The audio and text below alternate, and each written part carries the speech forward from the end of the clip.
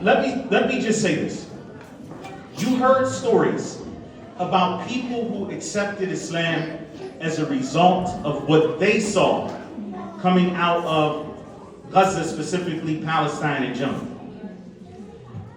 And what I would say to that is, if there's no benefit to this genocide, the silver lining, other than that, then that is enough of a benefit. I guarantee you that the people whose souls have been saved by entering into Islam are much more than the souls that have been taken back to Allah Azza wa Jalla shuhada.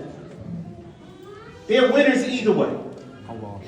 Allah Azza wa Jalla has saved people through this genocide. And I know it's difficult to say. And it's not something that we look at and we say, oh, we minimize the suffering of our brothers and sisters. No, what they're facing is an atrocity that is unimaginable for most of us. It's not even something that we can fathom what they're dealing with. The doctors who have been there, they cannot articulate what they've seen. It's not something that you even have words for. And as one doctor said, he's a non-Muslim, he said, what I saw is 100 times worse than what you can see in the pictures and the videos. It just doesn't, you can't smell it. On the ground, you smell it. It's different.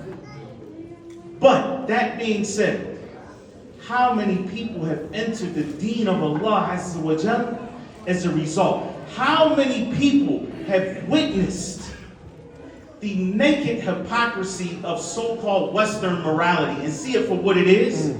They see that the moral compass of the West is broken and that the Muslims have aligned true north. That this deen is the alternative.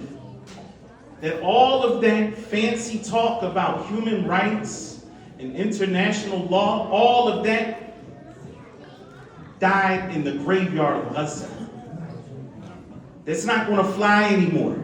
The propaganda machine is broken. It's not what it used to be. And if that's one of the other benefits that we get out of this, then alhamdulillah, that people see reality for what it is. The so-called only democracy in the Middle East, are you kidding? Who's fooled by that anymore? Who doesn't see the epocratic state that it is, the occupying state for what it is, and that it's not just this beautiful democracy in the Middle East. And so if that's one of the benefits that we get, then alhamdulillah. But let's take it back to us. Because I think that for many of us, we have to take a step back and say, wait a minute, why did we have to wait for a genocide to be live streamed? For the people, my neighbors, for them to know about Islam? That means I'm not doing something right. That means that I have to say, wait a minute, am I waiting for people to come to Islam, or am I going to take Islam to my people? Because that's two different things.